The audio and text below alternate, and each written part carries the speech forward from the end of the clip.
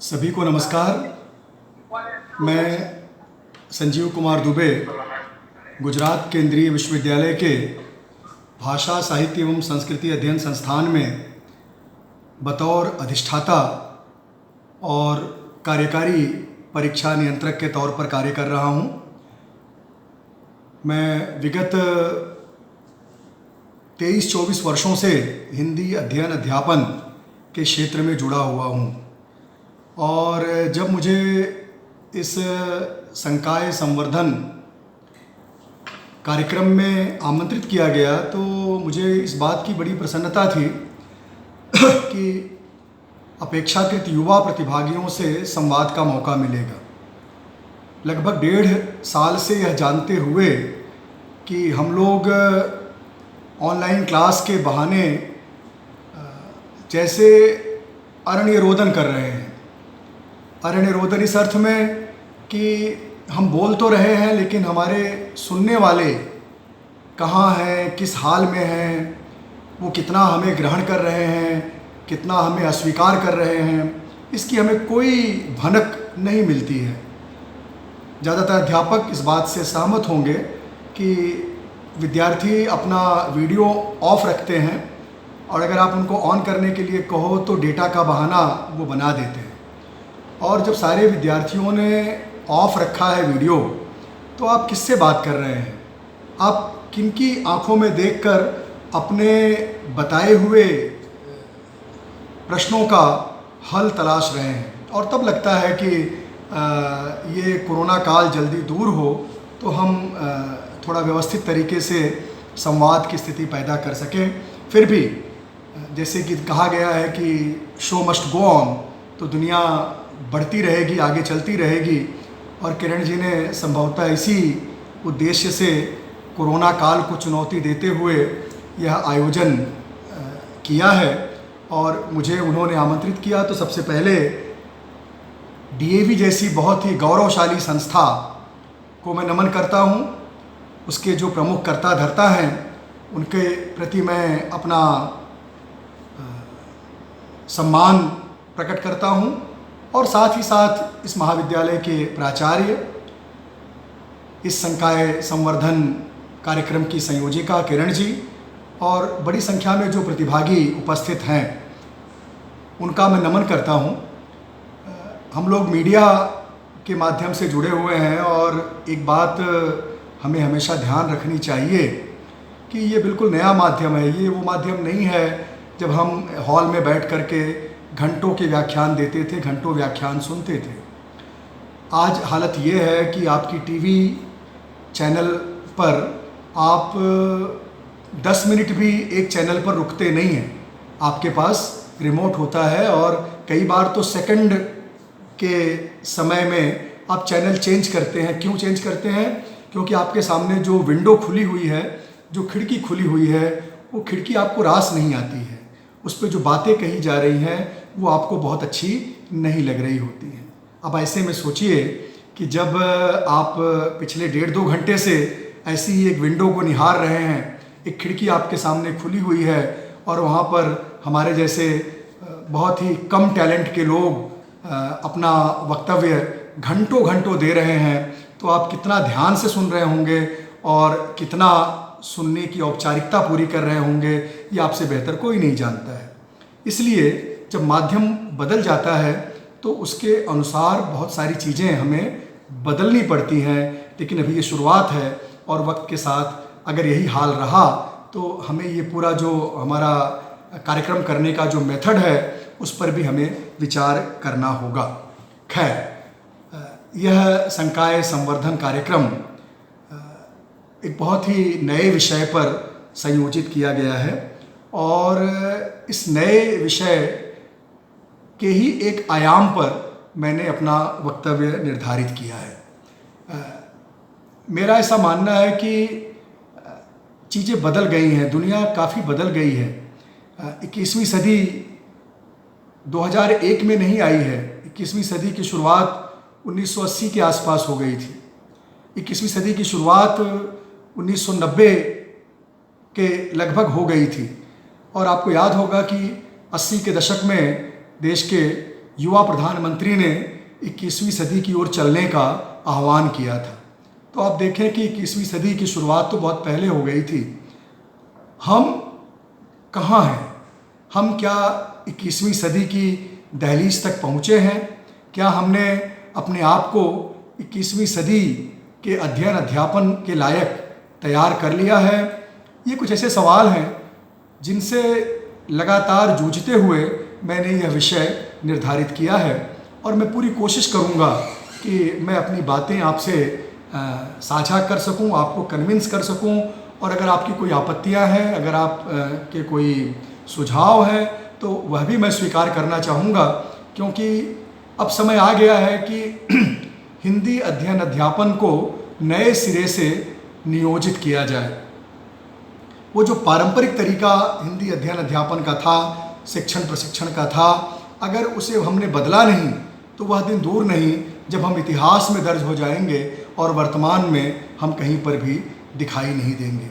ऐसी स्थिति क्यों कर आ रही है? आखिर वो क्या कारण है जिन पे हमें विचार करना चाहिए, और कैसे इतना बड़ा बाज़ार विकसित होने के बावजूद हम उस बाज़ार में अपनी जगह, अपने लोगों की जगह तय नहीं कर पा रहे हैं, उनके लिए एक जगह निर्धारित नहीं कर पा रहे हैं। और अगर हम इसी तरह से चूकते गए, हम पीछे रहते गए, तो एक दिन ऐसा आएगा कि हमें पढ़ने वाला और हमें पढ़ाने के लिए कोई भी उपलब्ध नहीं होगा। इसलिए बहुत ज़रूरी है कि हम इस पर विचार करें कि आखिर हमारा लर्निंग आउटकम क्या है। नेशनल एजुकेशन पॉलिसी 2020 लाई गई है और उसमें इस बात पर बड़ा जोर दिया गया है कि लर्निंग आउटकम क्या होगा, हम जो पढ़ा रहे हैं उससे क्या प्राप्त होगा। मैं थोड़ा पीछे जाकर देखना चाहता हूँ कि हम लोगों ने जो हिंदी अध्ययन अध्यापन की जब बुनियाद रखी थी तो वो कौन सा दौर था। हिंदी एक ऐतिहासिक आवश्यकता के तहत उभर कर हमारे सामने आई थी, और उस ऐतिहासिक आवश्यकता की पूर्ति करने के लिए हिंदी के प्रचार प्रसार की एक बहुत ही महत्वपूर्ण आवश्यकता थी। और हम लोगों ने हिंदी के प्रचार प्रसार के लिए खूब जमकर काम किया, केवल हिंदी क्षेत्र में नहीं बल्कि अहिंदी भाषी क्षेत्रों में।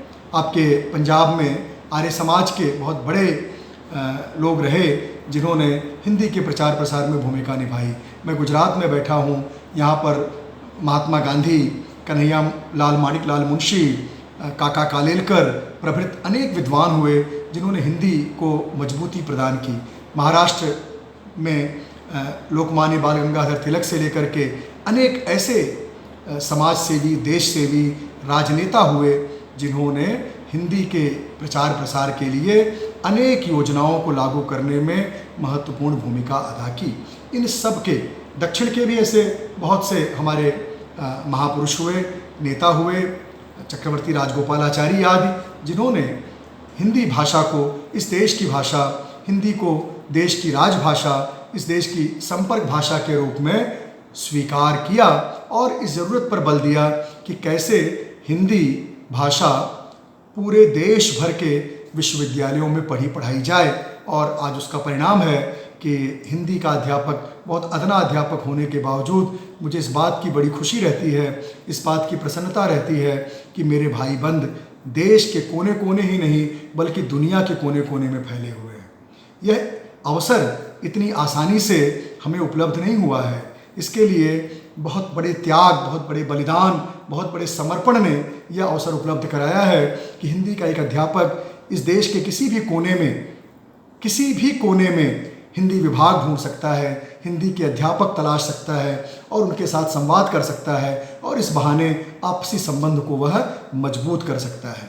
हिंदी देश के बाहर दुनिया में भी लगभग 150 से 200 विश्वविद्यालयों में हिंदी विभाग या फिर भारत अध्ययन विभाग या फिर साउथ एशियन स्टडीज़ के डिपार्टमेंट्स हैं जहाँ पर एक मुख्य इकाई के रूप में हिंदी पढ़ाई जाती है। तो इतना बड़ा जो हमारा विशालकाय बरगद या जो हमारा इतना विशालकाय हिंदी का जो घर विकसित हुआ है, क्या उसे अब हमें सुखा देना चाहिए? क्या उसको नई ज़मीन और नया आसमान देने की आवश्यकता नहीं है? मुझे लगता है कि यही ठहर कर सोचने और विचार करने के लिए किरण जी ने जो अवसर दिया, मैंने उसका लाभ लेने की कोशिश की है। मैं अपने विषय पर आऊँगा, उसके पहले कुछ बुनियादी बातें आप सबके समक्ष रखना चाहता हूँ कि आखिरकार हम जो ये पढ़ते पढ़ाते हैं इसका उद्देश्य क्या है। आज़ादी के पहले जब देश के अनेक विश्वविद्यालयों में विभागों की स्थापना शुरू हुई तो उनका प्रमुख उद्देश्य था हिंदी भाषा का प्रचार प्रसार, और हिंदी भाषा के प्रचार प्रसार के लिए विभागों की स्थापना हुई, अध्यापकों की नियुक्ति हुई और बड़ी संख्या में हिंदी पढ़ने पढ़ाने वालों को अध्यापक के रूप में रोजगार मिला।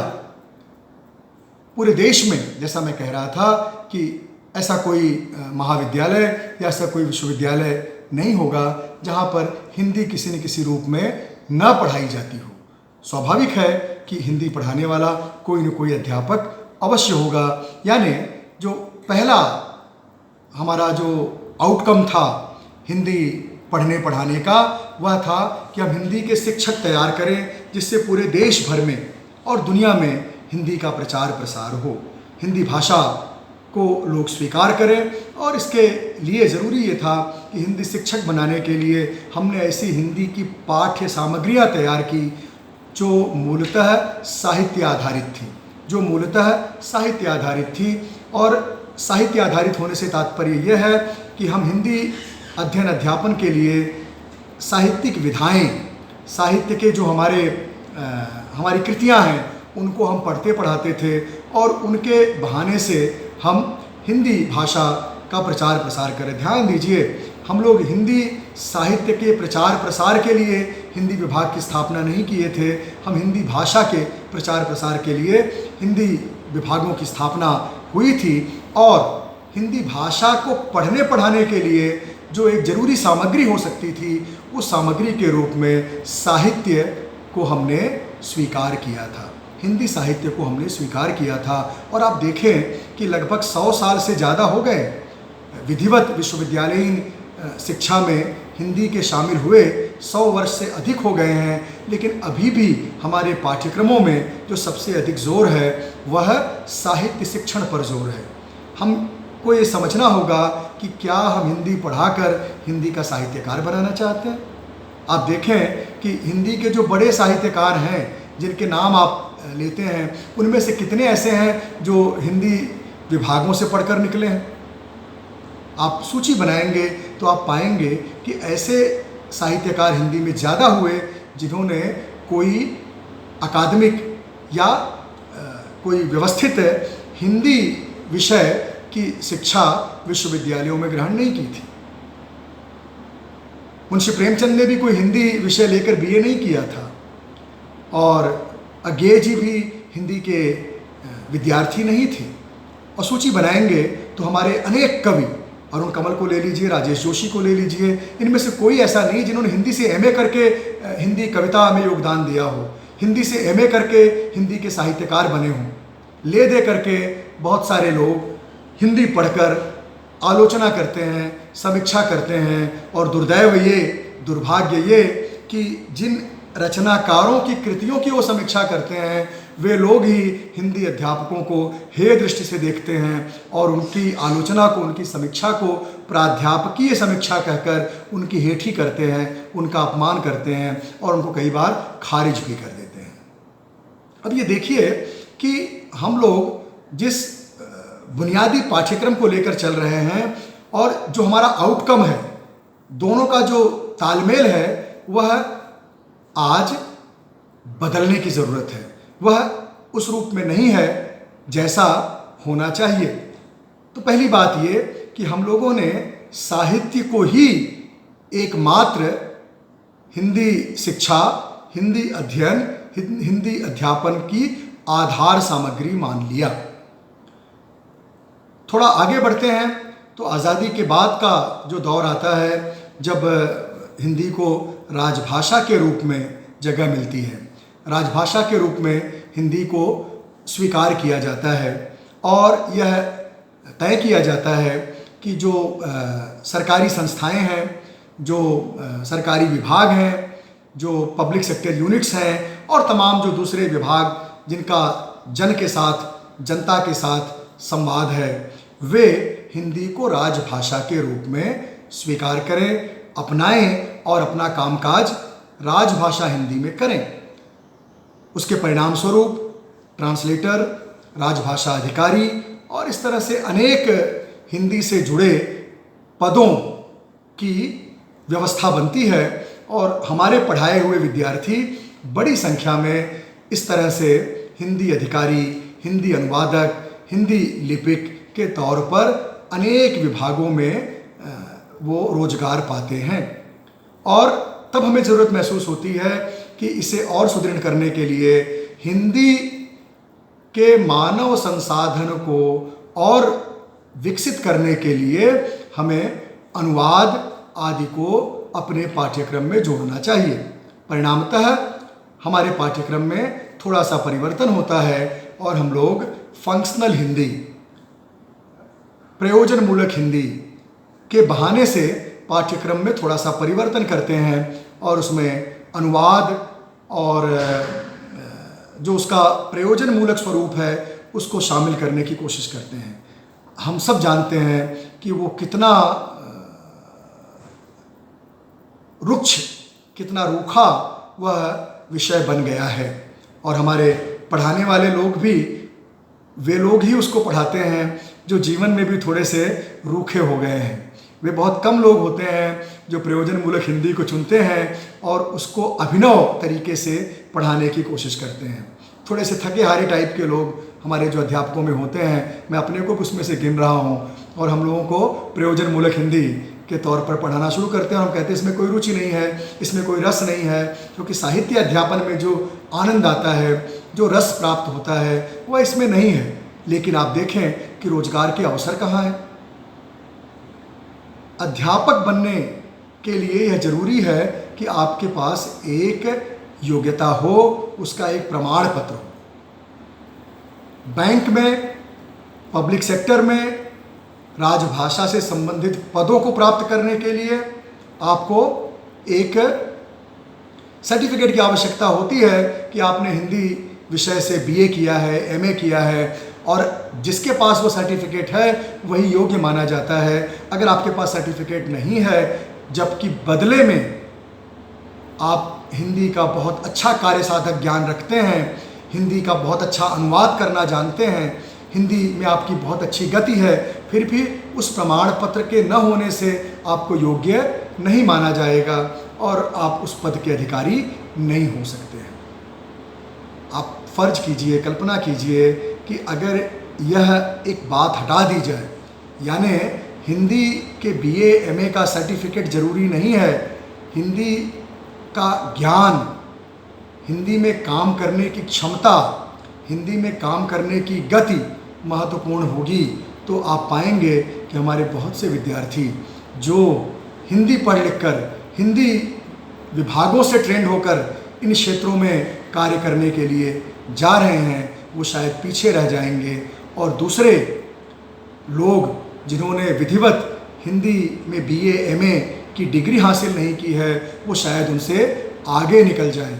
यह एक ऐसी स्थिति है जिस पे हमें सोचने विचारने की ज़रूरत है। तो सिर्फ इसलिए कि हमारे पास एक कागज़ का टुकड़ा है और इस कागज़ के टुकड़े के चलते हम अध्यापक नियुक्त हो सकते हैं, हम ट्रांसलेटर नियुक्त हो सकते हैं, हम राजभाषा अधिकारी नियुक्त हो सकते हैं, अब इसके दिन पूरे हो गए हैं।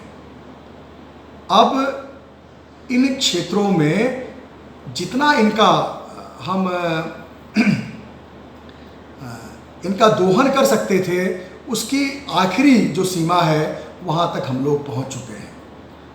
और अब स्थितियाँ ये हो रही हैं कि हम बड़ी संख्या में जिन विद्यार्थियों को तैयार कर रहे हैं, वो अध्यापन और अनुवाद या पब्लिक सेक्टर के राजभाषा अधिकारी या फिर ट्रांसलेटर, अनुवादक आदि के पद जो बहुत सीमित रह गए हैं, उसमें उन्हें अवसर नहीं मिल पा रहा है और ऐसे विद्यार्थी रोजगार की तलाश में दर दर भटक रहे हैं।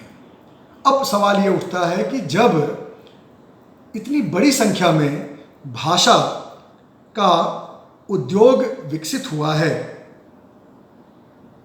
तो क्यों न हम अपने विद्यार्थियों को उनसे परिचित कराएं। हम अपने पाठ्यक्रमों में आमूलचूल परिवर्तन लाने की कोशिश करें। क्या आज यह ज़रूरत नहीं महसूस की जा सकती कि हम जो पाठ्यक्रम विद्यार्थियों को दे रहे हैं, जिन पाठ्यक्रमों को पढ़कर हमारे विद्यार्थी डिग्री अर्जित कर रहे हैं, उन पाठ्यक्रमों में आमूलचूल परिवर्तन किया जाए? कब तक यह आवश्यक रहेगा कि हम हिंदी अध्यापन के लिए केवल साहित्य से ही सामग्री लेंगे? ये बहुत महत्वपूर्ण प्रश्न है। बहुत लोग मेरी बात से सहमत नहीं होंगे। अभी भी बहुत से विश्वविद्यालयों के पाठ्यक्रमों में यह विवाद का विषय है कि हम भक्तिकाल को पढ़ें कि ना पढ़ें, हम रीतिकाल को पढ़ें कि ना पढ़ें, या भक्तिकाल हमें क्यों नहीं पढ़ाया जाना चाहिए, या भक्तिकाल ही तो हिंदी का स्वर्णकाल है, तो बिना भक्तिकाल को पढ़े आप हिंदी की मास्टरी कैसे अर्जित कर लेंगे? सवाल यह है कि अगर मैं हिंदी के भक्तिकाल को पढ़कर, हिंदी के रीतिकाल को पढ़कर, हिंदी साहित्य की समस्त विधाओं में निष्णात होकर भी क्या जो नया क्षेत्र विकसित हुआ है वहाँ पर मैं अपनी कोई भूमिका तलाश कर पाऊँगा? क्या मैं वहाँ पर अपनी कोई सेवाएं दे पाऊँगा? क्या वहाँ जो चुनौती मेरे सामने है उस चुनौती का सामना करने के लिए मैं स्वयं को सक्षम कर पाऊँगा? ये कुछ ऐसी बातें हैं जिस पे आप सब युवा अध्यापकों के साथ संवाद करने के लिए ही मैं यहाँ पर उपस्थित हुआ हूँ। ये कोई एक तरफा व्याख्यान मैं देने की नीयत से नहीं आया हूँ। मैंने किरण जी को कहा भी था कि ज़्यादातर लोग वीडियो बंद करके कुछ और काम करते हुए मग्न रहते हैं, लेकिन अगर कुछ लोग वीडियो ऑन रखेंगे तो मुझे भी पता चलेगा कि वो गौर से मेरी बात सुन रहे हैं, और वो सुन रहे होंगे तो स्वाभाविक है कि उनकी कुछ जिज्ञासाएं और उनके कुछ सवाल, उनके कुछ प्रश्न भी उठेंगे। तो मैंने जो बुनियादी बात आपके समक्ष रखी वो ये कि हमें अपने पाठ्यक्रमों पर पुनर्विचार करने की ज़रूरत है, और जो नए क्षेत्र 21वीं सदी के दौर में विकसित हुए हैं, जिसको मैं भाषा उद्योग कह रहा हूँ, जो एक लैंग्वेज इंडस्ट्री विकसित हुई है, उस लैंग्वेज इंडस्ट्री में हमारे हिंदी पढ़ने लिखने वाले विद्यार्थियों के लिए कैंपस प्लेसमेंट कैसे हो। अक्सर ये दबाव बनाया जाता है कि कैंपस प्लेसमेंट होना चाहिए, है ना। नैक भी कहता है कि आपके यहाँ पर कितना कैंपस प्लेसमेंट हुआ, इसकी हमें जानकारी दीजिए। लेकिन हमारे लोगों को पता ही नहीं है कि हमारी इंडस्ट्री कहाँ है और हमारा कैंपस प्लेसमेंट कहाँ से होगा। अगर कोई बी फार्मा करता है तो फार्मास्यूटिकल कंपनीज उनके लिए प्लेसमेंट लेकर आती हैं। अगर कोई दूसरे कंप्यूटर साइंस में कोर्स करता है तो कंप्यूटर की कंपनियां उनके लिए प्लेसमेंट ऑफ़र करती हैं।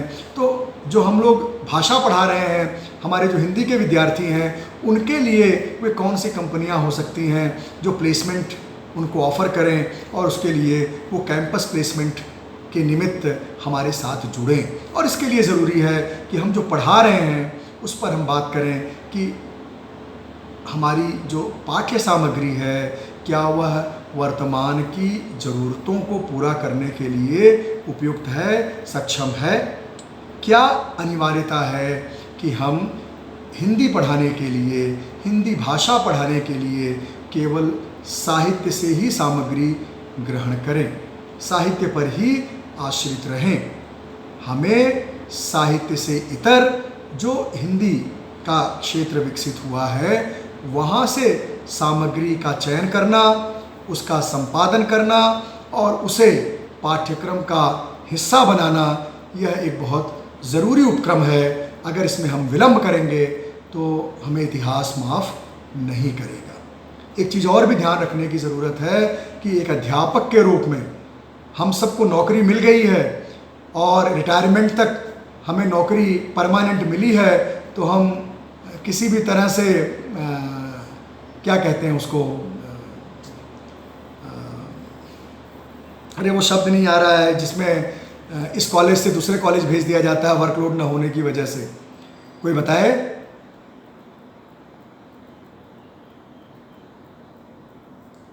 हाँ बताइए। ट्रांसफर कर देते हैं। नहीं, ट्रांसफ़र नहीं करते, उसके लिए सरप्लस हो जाते हैं। हम सरप्लस हो जाते हैं, है ना। सरप्लस होना कितने सम्मान की बात है ना। इकोनॉमिक्स में सरप्लस कितने सम्मान की बात है। और जब हम लोग सरप्लस हो जाते हैं तो ऐसे किसी संस्थान में भेज दिया जाता है जहाँ पे न हमारी कोई पहचान होती है, न हमारी कोई हैसियत होती है, और वहाँ पर एक पराये से व्यक्ति की तरह हम वहाँ पर रह जाते हैं। क्यों सरप्लस हो गए? क्योंकि हमारे पास विद्यार्थियों की संख्या नहीं थी। विद्यार्थियों की संख्या क्यों नहीं थी? वो शायद इसलिए नहीं रही कि हमने विद्यार्थियों को नए विषयों के साथ नहीं जोड़ा है। हमें नए विषयों के साथ कैसे जोड़ना है, लैंग्वेज इंडस्ट्री के क्या आयाम हैं, वो मैं आगे अपनी बातचीत में इन मुद्दों को लाऊंगा। अब मैं कुछ शेयर करूंगा स्क्रीन, उसके बाद हमारी बातचीत आपसे जारी रहेगी।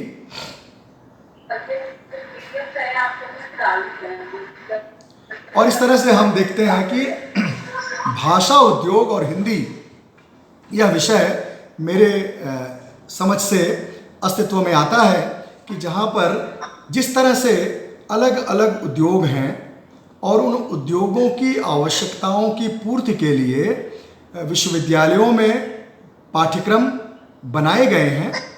एक तरह से कहते हैं कि आपके डिपार्टमेंट का इंडस्ट्री के साथ एक कोलैबोरेशन होना चाहिए। अभी यूजीसी ने भी कहा है कि हमारे ज़्यादातर पाठ्यक्रमों में इंटर्नशिप को अनिवार्य कर दिया जाए।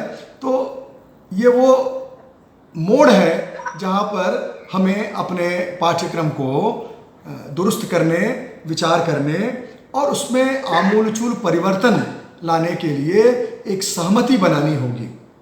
मैं फिर कह रहा हूँ कि यदि मैं एक अच्छा अनुवादक अपने विद्यार्थी को बनाना चाहता हूँ तो मुझे एक अच्छे अनुवादक के गुणों की शिक्षा देने के लिए और अच्छे अनुवादों से, वह कार्यालयीन अनुवाद हो या वह साहित्यिक अनुवाद हो या वह व्यावसायिक अनुवाद हो, उसके जो बेस्ट एग्जाम्पल्स हैं उनको अगर हम नहीं लाते हैं पाठ्यक्रम में, तो हम केवल अनुवाद के प्रकार, अनुवाद की परिभाषा, अनुवाद के तत्व पढ़ाकर हम विद्यार्थियों को बेहतर अनुवाद की दुनिया में प्रवृत्त नहीं कर सकते हैं। हम वहाँ के लिए उनको योग्य नहीं बना सकते हैं। तो भाषा उद्योग से मेरा आशय क्या है वह मैं आपको समझाने की कोशिश करूँगा। और वह ये कि भाषा उद्योग यह हाल ही में बहुत प्रचलित हुआ है। इसका जो मूल संदर्भ है वह अनुवाद से है, ट्रांसलेशन से है, क्योंकि आज हमें ऐसे मानव संसाधन की आवश्यकता है जो मिनिमम बाइलिंगुअल हो, वह मिनिमम द्विभाषिक हो। अगर वह मल्टीलिंगुअल है, अगर वह 2 से अधिक भाषाएं जानता है, तो यह बहुत ही अच्छी स्थिति है भाषा उद्योग में पैठ करने के लिए, अपनी जगह बनाने के लिए। कोई दिक्कत है आप लोगों को? बाकी लोग अगर अपना म्यूट कर लें। बाकी प्रतिभागियों से अनुरोध है कि वो अपना म्यूट रखें तो ज़्यादा हम बात कर पाएंगे। कोई एक व्यक्ति जागृत अवस्था में रहे जो प्लीज़ मुझे थोड़ा फीडबैक देता रहे कि आवाज़ सुनी जा रही है, आवाज़ आप तक पहुंच रही है। मेरे ख्याल से डीएवी कॉलेज अमृतसर लिखा हुआ है, एक बहुत अच्छे युवा व्यक्ति दिख रहे हैं मुझे, वो अपना ऑन रखें तो मुझे फीडबैक मिलता रहेगा। अपने यहाँ कहा जाता है कि कहानी उनको सुनाई जाती है जो हुंकारी भरें। जो कहानी सुनते सुनते सो जाए उसको कहानी नहीं सुनाई जाती। और लोक में ये मान्यता है कि दोपहर में अगर कोई कहानी सुनाए तो मामा जी रास्ता भूल जाते हैं।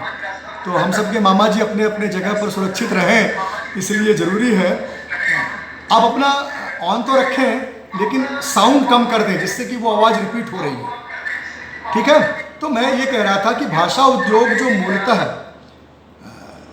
विदेशों में, यूरोप में, अमेरिका में केवल ट्रांसलेशन से संबंधित था, जिसमें translation, interpretation, subtitling, dubbing software and website globalization, language technology tools, development, international conference organization, language teaching and linguistic consultancy.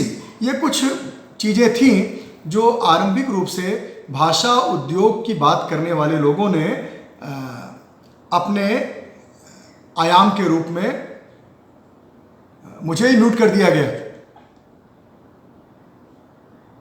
Please मुझे अनम्यूट कीजिए। मेरी आवाज़ सुनाई पड़ रही है? Yes sir. हाँ, बीच में मुझे ही म्यूट कर दिया गया था। तो मैंने इसको थोड़ा विस्तार दिया है और अपने तरीके से भाषा उद्योग को परिभाषित करने की कोशिश की है। भाषा उद्योग से मेरा तात्पर्य है वे सारे क्षेत्र जिनका आधार भाषा है। अब भाषा की परिभाषा में कहा गया तो पूरे संसार के जीवन व्यापार का आधार ही भाषा है। मैं उतना दार्शनिक रूप में नहीं जाना चाहता हूँ, व्यवहारिक रूप में बताना चाहता हूँ कि वे क्षेत्र जो भाषा आधारित हैं, उन क्षेत्रों में जहाँ पर भाषा की प्रमुख भूमिका होती है और जो भाषा के नाम से पहचाने जाते हैं, उदाहरण के तौर पर Hindi press, Hindi radio, Hindi TV, Hindi cinema, Hindi समाचार, हिंदी सोशल मीडिया, हिंदी विज्ञापन, हिंदी इंटरटेनमेंट, हिंदी गेमिंग, ये सब जो तमाम नई चीज़ें आ गई हैं और वो हिंदी में उपलब्ध हैं। पहले जो वीडियो गेम तमाम बच्चे खेलते थे वो केवल अंग्रेजी में उपलब्ध थे।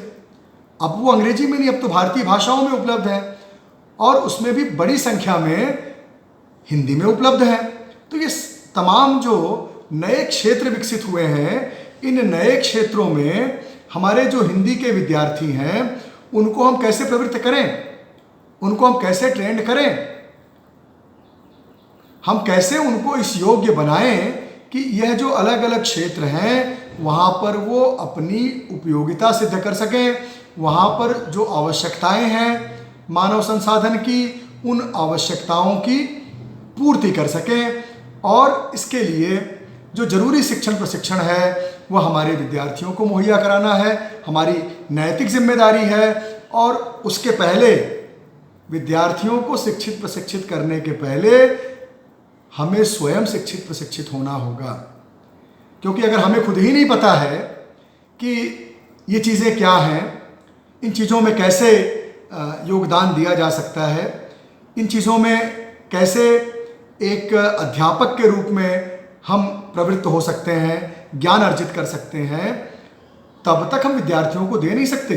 तो आगे से मैंने ये कई जगहों पर मंच पर ये बात कही है कि एफडीपी प्रोग्राम्स या इस तरह के जो हमारे रिफ्रेशर कोर्स होते हैं, जो हमारे ओरिएंटेशन कोर्स होते हैं, वहाँ पर ऐसे लोगों को लाया जाए जो सीधे सीधे इन क्षेत्रों से जुड़े हुए हैं और वो पहले हमें प्रशिक्षित करें कि कैसे रेडियो में वॉइस मॉड्यूलेशन करना है और रेडियो की भाषा कैसी होगी। रेडियो में जो काम करने वाले लोग हैं वो पहले हमारे अध्यापकों को प्रशिक्षित करें कि रेडियो की भाषा यूँ होनी चाहिए। रेडियो की भाषा के ये प्रमुख आयाम हैं जिनको हमें सीखना है कार्यशाला में, और सीखने के बाद हम उसे अपने विद्यार्थियों को सिखा सकते हैं। तो अध्यापकों को सबसे पहले, वे अध्यापक जो सरप्लस होने से बचना चाहते हैं, उनके लिए ये नितांत जरूरी है कि वो स्वयं को पहले प्रशिक्षित करने के लिए तैयार करें। वो स्वयं प्रशिक्षण के लिए आजकल तमाम ऑनलाइन कोर्सेज हैं, तमाम ऐसे कोर्सेज हैं जो बिना किसी फीस के हैं, आप सीखें। और ये कोई बड़ी चीज़ नहीं है। पिछले 1-1.5 साल में वे लोग जो कभी लैपटॉप कंप्यूटर पे व्हाट्सएप तक भी नहीं चलाते थे, वो अब क्लासेस तो ले रहे हैं ना।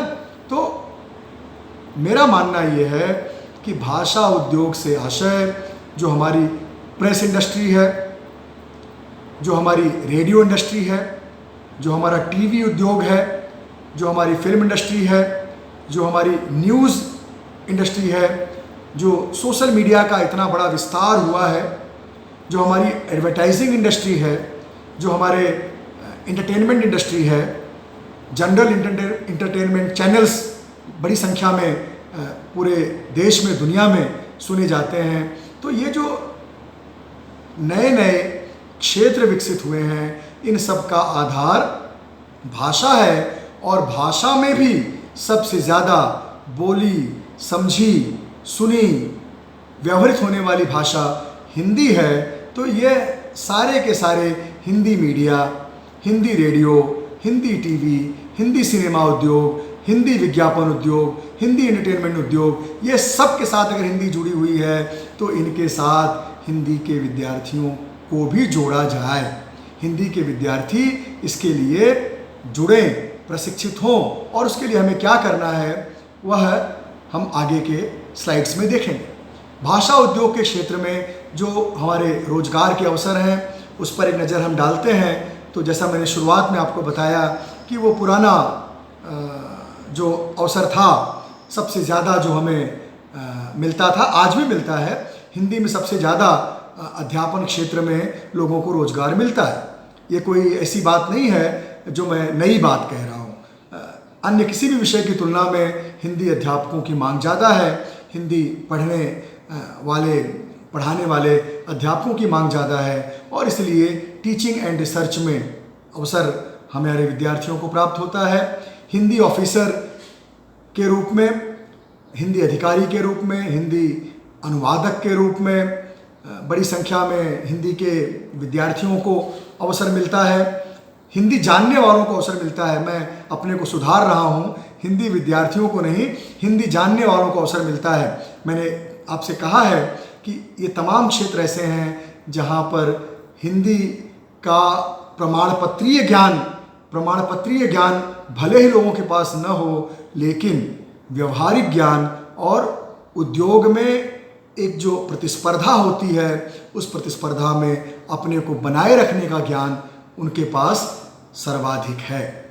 लिटरेरी ट्रांसलेटर जो साहित्यिक अनुवाद करते हैं, जो व्यावसायिक अनुवाद करते हैं, टीवी और फिल्म की दुनिया के जो लोग हैं, जो इंटरटेनमेंट एंड म्यूजिक इंडस्ट्री है, print and electronic news media है, सोशल मीडिया है, एडवर्टाइजिंग इंडस्ट्री है, creative writing, commercial writing, public relation and corporate communication, जनसंपर्क अधिकारी, सबसे ज़्यादा जो अलग अलग विभागों में बनाए जाते हैं वे भाषा के लोग ही होते हैं। बड़ी संख्या में अंग्रेजीदार लोगों ने उस पर कब्जा कर रखा है, लेकिन हमारी जनता आज भी सबसे ज़्यादा हिंदी समझती है।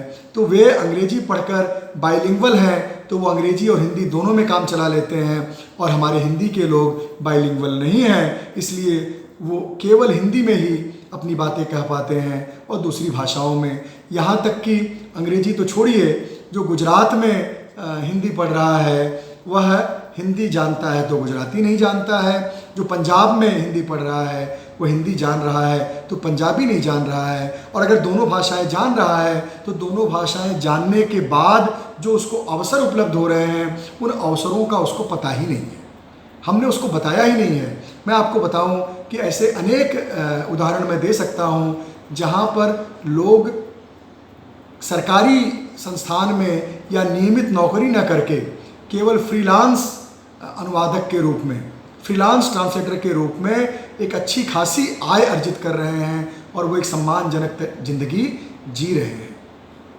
कॉल सेंटर्स का एक दौर था, अभी भी है। और लैंग्वेज टेक्नोलॉजी, आप लोगों ने शुरुआत में मेरे ख्याल से दाधीच जी को सुना होगा।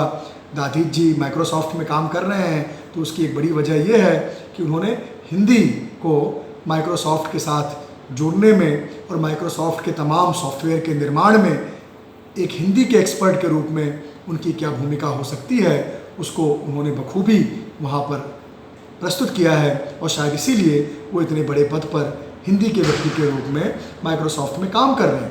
कहने का आशय ये है कि यह जो रोज़गार के इतने क्षेत्र हैं, इन क्षेत्रों में हमारे हिंदी के विद्यार्थियों को, हिंदी का जो मानव संसाधन हम निर्मित कर रहे हैं, उनको कैसे हम आगे बढ़ा सकते हैं, उनको इन रोजगारों को प्राप्त करने के योग्य बना सकते हैं।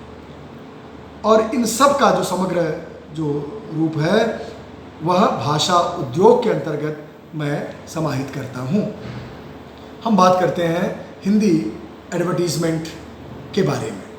हिंदी विज्ञापन आप देखें कि सबसे ज़्यादा जो मार्केट में,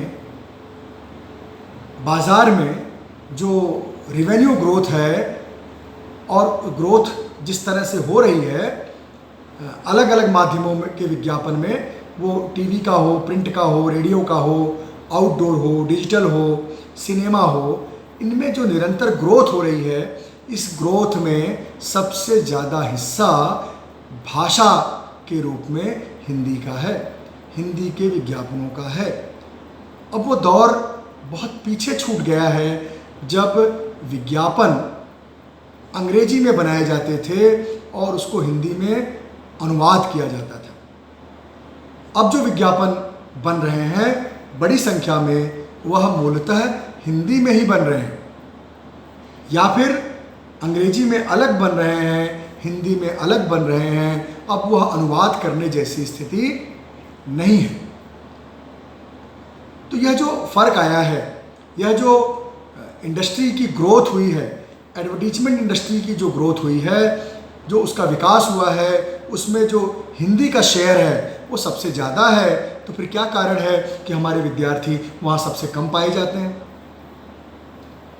हमें विचार करना होगा कि हम हिंदी के विद्यार्थियों को कैसे इस योग्य बनाएं कि वह इस इंडस्ट्री में अपना सिक्का, अपना दबदबा कायम कर सकें। और उसके लिए जो ज़रूरी चीज़ें हैं जिस पर हम आगे बात करेंगे, तो आप देखें कि ये थोड़े से फिगर पुराने हैं। ये फिगर सिर्फ आपको ट्रेंड समझने के लिए हैं। ये पहले आसानी से चीज़ें मिल जाती थी, मेरे पास थोड़ा वक्त कम था, और आजकल जितनी भी इस तरह की एजेंसीज़ हैं वो पहले रजिस्ट्रेशन करवाती हैं और उसके बाद तमाम तरह के उनकी फ़ीस होती है, वो सब लेने के बाद ही हमें अपना डेटा शेयर करते हैं। ये पुराना डेटा मैंने तैयार किया था किसी और प्रेजेंटेशन के लिए। आप देख रहे होंगे कि वो अंग्रेजी में है, क्योंकि कुछ अंग्रेज़ों के बीच ही ये प्रेजेंटेशन करना था, इसलिए बहुत सारी बातें अंग्रेजी में यहाँ पर दर्शाई गई हैं। यह केवल ट्रेंड को समझने के लिए, रुझान को समझने के लिए मैंने यहाँ पर पेश किया है। आप देखें कि निरंतर जो एडवर्टीज़मेंट का कारोबार है, अब आप देखें कि पहले एडवर्टीज़मेंट कंपनियों के होते थे, उत्पादों के होते थे। पंकज बिष्ट ने 80 के दशक में कहानी लिखी थी, बच्चे गवाह नहीं हो सकते। आप में से कुछ लोगों ने अगर उस कहानी को पढ़ा होगा तो आप पाएंगे कि कैसे टीवी घर में आता है और टीवी के घर में आने से वह व्यक्ति अपनी तमाम दूसरी बुनियादी ज़रूरतों को पीछे छोड़ता चला जाता है। उसको वह उतना तवज्जो नहीं देता है, यहाँ तक कि वह अपनी सेहत को पर तवज्जो देना छोड़ देता है, अपने स्वास्थ्य पर तवज्जो देना छोड़ देता है।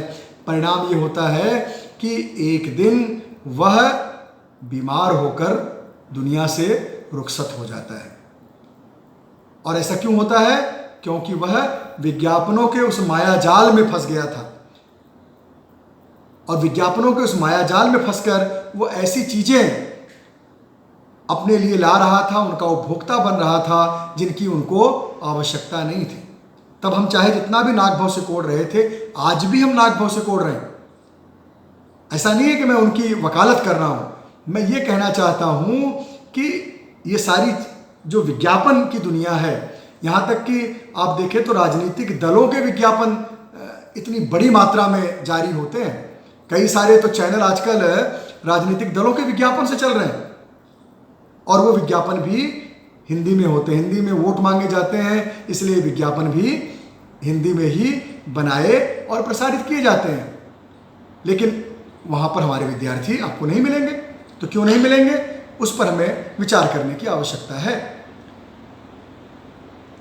जैसा मैं कह रहा था कि हिंदी का जो रेवेन्यू शेयर है एडवर्टाइजिंग में, आप देखें हिंदी के चैनल जिसको GEC जनरल एंटरटेनमेंट चैनल है, वो सबसे बड़ी संख्या में उनका शेयर है, 28% है। जबकि दूसरी तरफ तमिल, मराठी, तेलुगु, बंगाली, कन्नड़, मलयालम आदि रीजनल जो क्षेत्रीय चैनल हैं, उनको मिलाने के बाद 30% होता है और यह ट्रेंड बरकरार है। हिंदी न्यूज़ का भी शेयर आप देखें, अंग्रेजी का 1.8% है जबकि हिंदी का 9.2% है। ये दर्शाता है कि इतनी बड़ी संख्या में हिंदी विज्ञापन प्रसारित हो रहे हैं। हिंदी विज्ञापनों की मांग है बाजार में, स्वाभाविक है कि इतने हिंदी विज्ञापन बन भी रहे होंगे। मैं आपको कह रहा था, मैं भी यहाँ पर शेयर करने की कोशिश करूँ तो शायद आपको विजुअल न दिखाई पड़े, लेकिन आपको ऑडियो सुनाई पड़ सकता है और वो ऑडियो आप जब सुनेंगे तब आप देखेंगे कि विज्ञापनों की भाषा कैसे बदल गई है। मैं एक विज्ञापन आपके समक्ष रख रहा हूँ, अगर आपको विजुअल न दिखाई पड़े तो आप ऑडियो सुनिएगा, अगर ऑडियो भी न सुनाई पड़े तो मैं इस प्रयोग को आगे नहीं करूँगा। देखिए, भांति भांति के रस पिए रस न आया कोई, देसी विदेशी सब लिए कुछ खास न भाया कोई। जब असली रस का स्वाद चखा तब लगा कि अब कुछ सही पिया। ताजे फलों की प्यास बुझी, अब नकली क्यों मैं पीऊं भला। पतंजलि लेकर आया है ताजे फलों के रस से भरपूर पतंजलि फ्रेश फ्रूट जूस। अब बस प्यास बुझाइए, एनर्जी बढ़ाइए। अब नकली क्यों मैं पीऊं भला।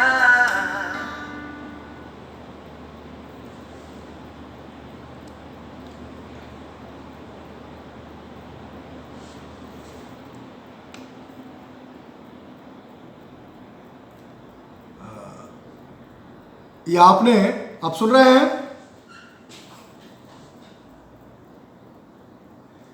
आप सुन रहे हैं यस सर। ये विज्ञापन आपने सुना? हाँ जी, हाँ जी, सुना सर। ये पतंजलि के उत्पाद का विज्ञापन था।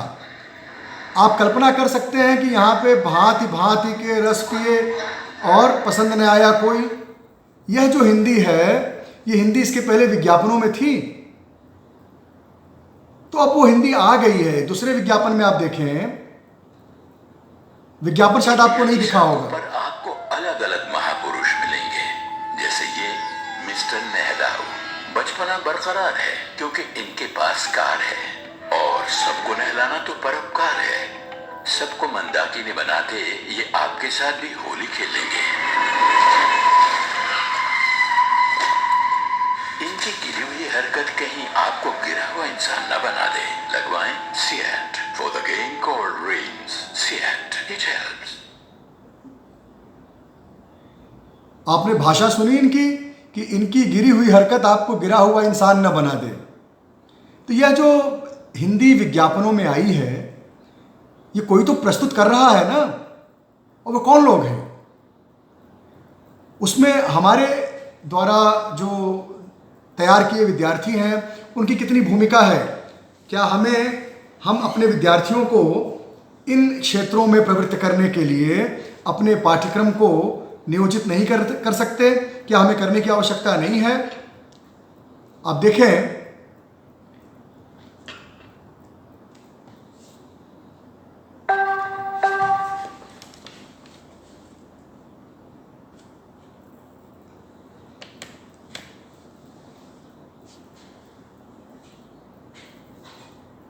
हिंदी, अंग्रेजी, मराठी, तमिल, तेलुगु, गुजराती, कन्नड़, इसमें भी सबसे ज़्यादा जो कंट्रीब्यूशन है वो 35% वो हिंदी का है। अब हम आते हैं कि कैसे हमारे विद्यार्थी इन क्षेत्रों में, यानी एडवर्टाइजिंग के क्षेत्र में कैरियर के ऑप्शंस पा सकते हैं। वो क्रिएटिव डायरेक्टर के रूप में, कॉपी राइटर के रूप में, कॉपी एडिटर के रूप में, मीडिया बायर के रूप में, मीडिया प्लानर के रूप में, ट्रांसलेटर के रूप में, पब्लिक रिलेशन के क्षेत्र में एडिटर के रूप में, एडवर्टाइजिंग एंड एडिटोरियल फोटोग्राफर के रूप में, प्रूफ रीडर के रूप में और कंटेंट डेवलपर के रूप में। यानी ये वो फील्ड्स हैं जो एडवर्टाइजिंग इंडस्ट्री में होते हैं और इन फील्ड्स में हमारे हिंदी के विद्यार्थियों, हिंदी का प्रमाण पत्र प्राप्त लोगों की संख्या कितनी है, जबकि इन सारे कामों को करने वाले वे लोग हैं जो हिंदी भले न पढ़े हों लेकिन किसी भी हिंदी पढ़े हुए और प्रमाण पत्र अर्जित किए हुए व्यक्ति से ज़्यादा अच्छी हिंदी और यहाँ की ज़रूरतों के अनुरूप हिंदी का ज्ञान रखते हैं। इसी तरह आगे बढ़ते हैं तो सिनेमा की बात करते हैं। मैं इन दिनों बार बार ये सबसे कह रहा हूँ कि अगर हम भाषा के अध्ययन के लिए साहित्य से सामग्री लेते रहे हैं तो क्या हमें कुछ सिनेमा से सामग्री नहीं लेनी चाहिए? ऐसा तो नहीं है कि लगभग 100 वर्षों के हिंदी सिनेमा के इतिहास में ऐसी कालजयी कृतियाँ हुई ही नहीं जिनको हम टेक्स्ट बुक के तौर पर, अध्ययन सामग्री के तौर पर पढ़ा न सके। आप विचार कीजिए, हिंदी सिनेमा, 100 वर्षों का हिंदी सिनेमा इतना बाँझ नहीं है कि हमारे पास 10-20 ऐसी फिल्में न हों जिनको हम दिखाकर, पढ़ाकर अपने विद्यार्थियों में भाषा की तमीज़ विकसित कर सकें। सिनेमा के उद्योग के लिए आवश्यक जो भाषा कौशल है वह कौशल हम विकसित कर सकें, विचार करने की आवश्यकता है। और हिंदी सिनेमा की यहाँ पर भी स्थिति बहुत महत्वपूर्ण है। आप देखें कि 1400 से 1600 के आसपास फिल्में भारत में बनती हैं, उनमें हिंदी फिल्म लगभग 250 के आसपास होती हैं। 250 से 300 के बीच में केवल हिंदी फिल्में बनती हैं और बाकी दूसरी भाषाओं की फिल्में होती हैं, जिसमें बांग्ला फिल्में, उड़िया फिल्में, तेलुगु फिल्में, देखिए भोजपुरी फिल्में भी हिंदी से अलग हैं, और मलयाली फिल्में। एक डेटा आपके सामने है कि कैसे इन फिल्मों के क्षेत्र में भी सबसे ज़्यादा जो अवसर है वो हिंदी फिल्मों के लिए है। कैसे क्लास चल रही, तो हम लोग सेकंड हाफ में यही बात हुई थी ना, सेकंड हाफ में 1 बजे की बात हुई, 3 बजे की बात हुई क्लास, तो 3 बजे मेरी क्लास, उस 4 बजे। 4:30। सॉरी, नौकरी करते हुए बहुत सारे काम करने पड़ते हैं तो बीच में व्यवधान आ जाता है। ये जो भारत की जो फिल्म इंडस्ट्री है इसमें हिंदी फिल्मों का जो शेयर है वह सबसे ज़्यादा है और लगभग उसका आधा दक्षिण के भाषाओं की फिल्मों का है, जिसमें तमिल, तेलुगु, कन्नड़, मलयालम और बंगाली मलयालम आते हैं। और इन सब का जो 50% है वो दक्षिण की भाषाएं हैं और सबसे ज़्यादा हिंदी का वर्चस्व यहाँ पर भी है। तो हम हिंदी के लोग वर्चस्व की तो बड़ी बात करते हैं, वर्चस्व को लेकर के बड़े खुश भी रहते हैं। और मैडम ने भी जो अपना FDP का जो मुख्य विषय रखा है उसमें भी शायद हिंदी का वर्चस्व यह शब्द जोड़ा है। और वह वर्चस्व का हाल ये है कि हमें वर्चस्व दिखाने का मौका ही नहीं मिलता है। और हमें बहुत सारे लोग ये कहते हैं कि हिंदी वाले हर जगह वर्चस्व दिखाने की कोशिश करते हैं, इसलिए भी हिंदी वालों से दूर रहो। तो हमारा वर्चस्व है, लेकिन हमारे विद्यार्थियों का वर्चस्व कैसे बने, हमारे विद्यार्थी उस वर्चस्व का लाभ कैसे लें, यह हमारी फौरी आवश्यकता है, यह हमारी तात्कालिक आवश्यकता है। और लैंग्वेज इंडस्ट्री की हम जब बात करते हैं तो जो फिल्म इंडस्ट्री में स्कोप बनता है, जो फिल्म इंडस्ट्री में हमारे विद्यार्थियों को जो अवसर मिल सकता है, उसके लिए हम अपने विद्यार्थियों को कितना तैयार कर रहे हैं। क्या हम दो किन्हीं बहुत ही महत्वपूर्ण फिल्मों के संवाद को भाषा के पाठ्यक्रम का हिस्सा नहीं बना सकते? तभी तो वो विद्यार्थी सीखेंगे और जब सिनेमा में जाएंगे तो उन आवश्यकताओं की पूर्ति के लिए वह वैसा उत्पाद देंगे। हिंदी वाले बहुत ज़्यादा उत्पाद और इन सब की बातों को लेकर के बहुत चिढ़ते हैं। हिंदी सिनेमा के साथ हिंदी के साहित्यकार, हिंदी के लेखकों का बड़ा 36 का आंकड़ा बन गया। और उसका सबसे बड़ा कारण ये था कि हमारे जो बड़े से बड़े हिंदी के साहित्यकार हुए, उन्होंने सिनेमा में जाना तो स्वीकार किया, लेकिन सिनेमा के माध्यम को समझना और उसकी ज़रूरतों के अनुसार अपने उत्पाद प्रस्तुत करने में चूक गए। वो मुंशी प्रेमचंद से लेकर के तमाम ऐसे लोग हो सकते हैं जो सिनेमा के क्षेत्र में तो आए लेकिन निराश होकर लौट गए, क्योंकि उन्होंने शुरू से ये मान लिया था कि हिंदी सिनेमा का क्षेत्र जो है वह बहुत अच्छा नहीं है, दोयम दर्जे का है, जबकि ऐसा नहीं है। वह भी एक क्षेत्र है, वह भी कला का एक माध्यम है और उसका भी आधार भाषा है और हिंदी भाषा की वहाँ पर इतनी महत्वपूर्ण स्थिति है, तो क्यों नहीं हमारे हिंदी के विद्यार्थी वहाँ पर अपनी उपस्थिति दर्ज करें। आप देखें कि कितनी विदेशी फिल्में भारत में प्रदर्शित हो रही हैं और उनमें भी सबसे ज़्यादा हिंदी में प्रदर्शित होती हैं। सबसे ज़्यादा सबटाइटलिंग हिंदी की होती है, सबसे ज़्यादा डबिंग हिंदी की होती है, और फिर भी हम लोग यह रोना रो रहे हैं कि हमारे विद्यार्थियों को रोजगार नहीं मिल रहा है। हमारे ऊपर भाषा के रोजगारोन्मुख स्वरूप के अध्यापन का दबाव है। तो केवल प्रयोजनमूलक हिंदी या एक दो और इस तरह के टॉपिक या पेपर जोड़ देने से बात बनने वाली नहीं है। हमें देखना होगा कि कैसे हम अपने पाठ्यक्रम में सिनेमा के चयनित कंटेंट, और अब वो कठिन नहीं रहा, पहले वो कठिन था कि आपके पास पीपीटी होगा कि नहीं, आपके पास प्रोजेक्टर होगा कि नहीं, आपके पास वीडियो दिखाने के साधन होंगे कि नहीं।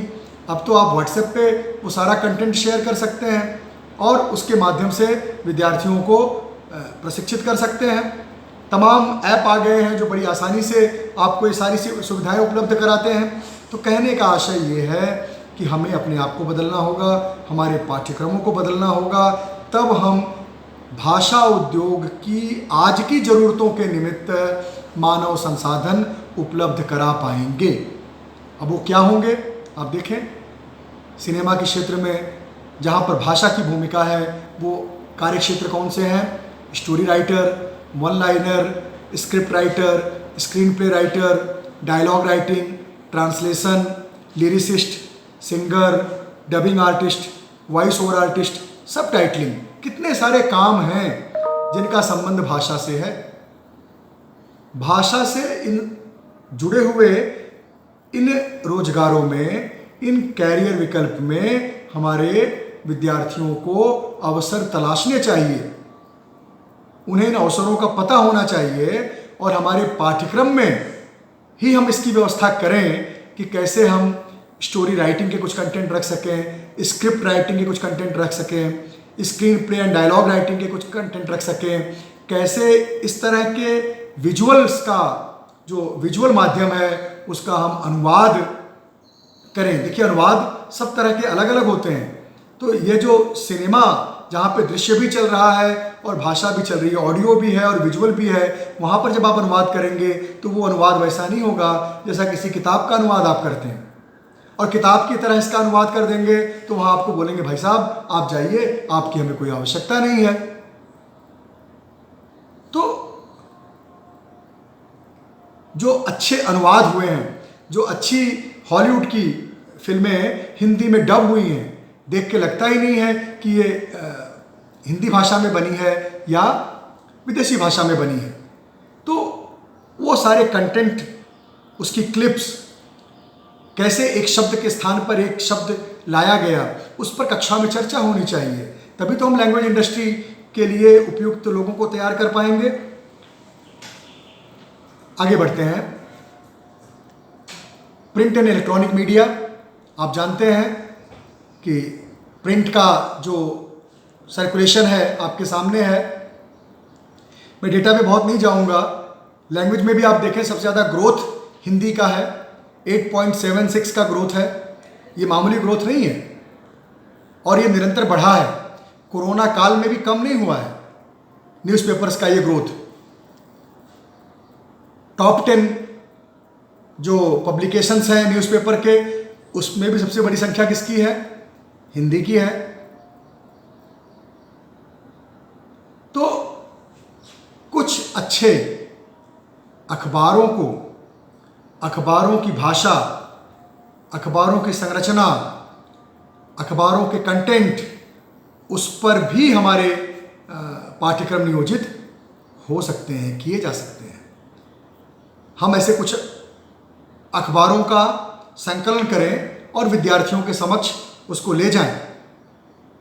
हम सब जानते हैं, मैंने बम्बई से लेकर गुजरात तक के विद्यार्थियों को ये प्रश्न किए हैं कि भाई बताओ, आप अखबार पढ़ते हो? तो 80% स्टूडेंट कहते हैं अखबार नहीं पढ़ते हैं। भाई जब अखबार पढ़ते नहीं हो तो अखबार की दुनिया में जो तुम्हारे लिए अवसर इंतज़ार कर रहा है वो आप कहाँ से मिलेगा? और हम भी उनको नहीं पढ़ाते। हम कह देते हैं कि अखबार की स्थापना हुई, प्रेस की स्थापना हुई, पहला अखबार उदंत मार्तंड निकला और इसके बाद ये हो गया, ऐसे हेडिंग होती है, ऐसे शीर्षक होते हैं। इससे काम नहीं चलेगा, उससे आगे बढ़ना होगा। और जब हम आगे बढ़ेंगे तो हम अपने विद्यार्थियों को इस उद्योग की ओर भी उन्मुख कर सकेंगे जहाँ पर वो एक सम्मानजनक रोजगार अपने लिए प्राप्त कर सकता है।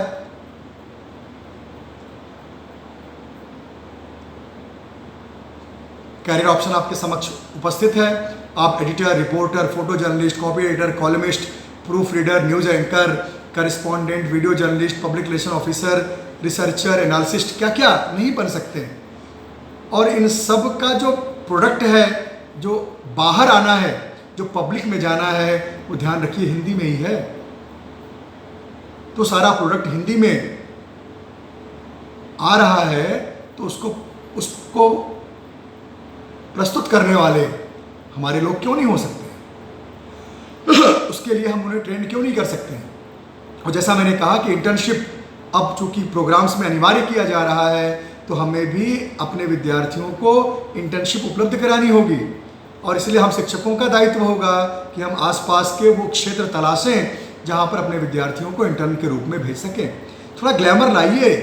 आप वही सूर कबीर तुलसी पढ़ाएंगे तो गुजरात का विद्यार्थी और पंजाब का विद्यार्थी और महाराष्ट्र का विद्यार्थी नहीं पढ़ने आने वाला है।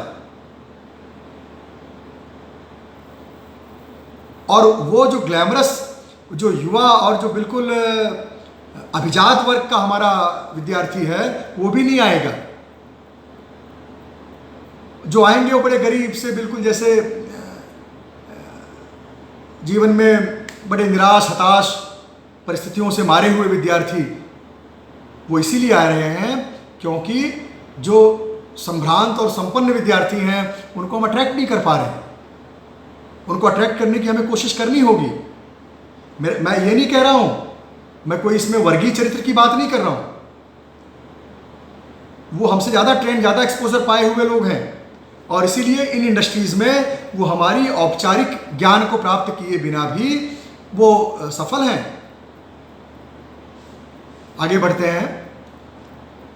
सोशल मीडिया, गांव-गांव में आज व्हाट्सएप की भाषा क्या है? कोई कहे अंग्रेजी है तो मैं मानने को तैयार नहीं हूं। जितना कंटेंट हिंदी में सर्कुलेट हो रहा है, आपको बताएं कि हमारे एक मित्र हैं जिन्होंने जो टीवी न्यूज़ मीडिया में काम करते थे, अजीत अंजुम, उन्होंने नौकरी छोड़ दी और नौकरी छोड़ करके उन्होंने अपना एक YouTube चैनल बनाया न्यूज़ प्रस्तुत करने का, जिसमें आज 1.5 लाख से ज़्यादा उनके सब्सक्राइबर हैं और वो पूरी तरह से स्वतंत्र हो गए हैं और उनको नौकरी करने की आवश्यकता नहीं है।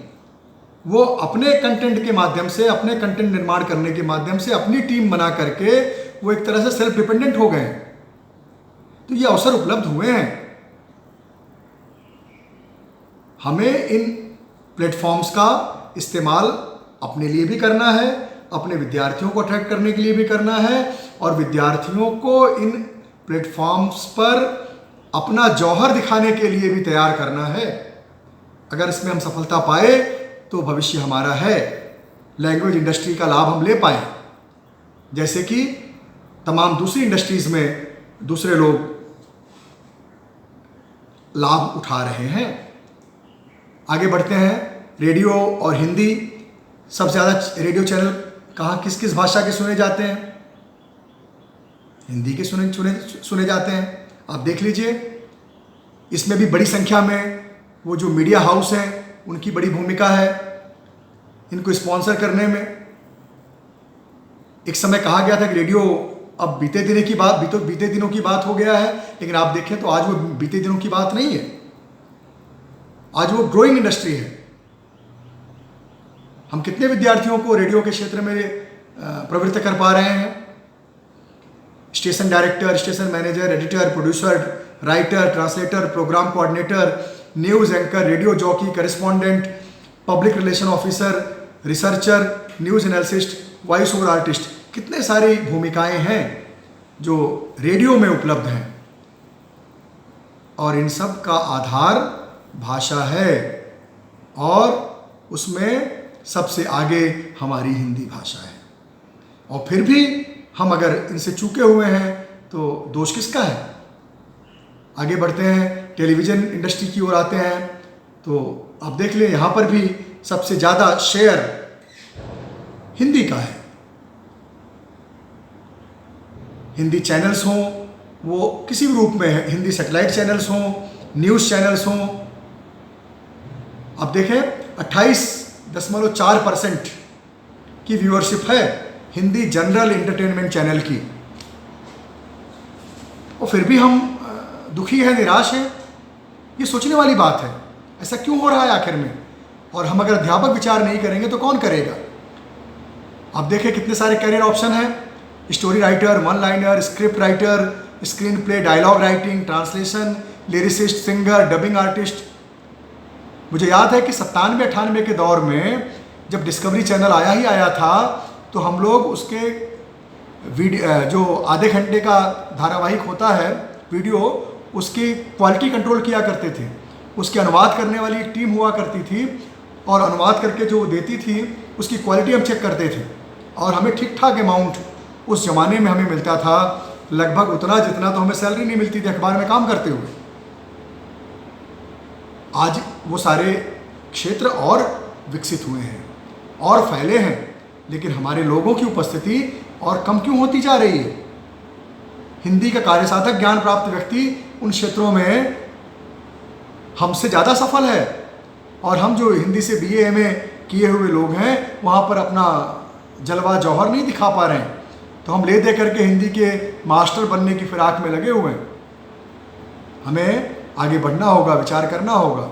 और इस तरह से बहुत सारी बातें लैंग्वेज इंडस्ट्री के संबंध में मैं करना चाह रहा था।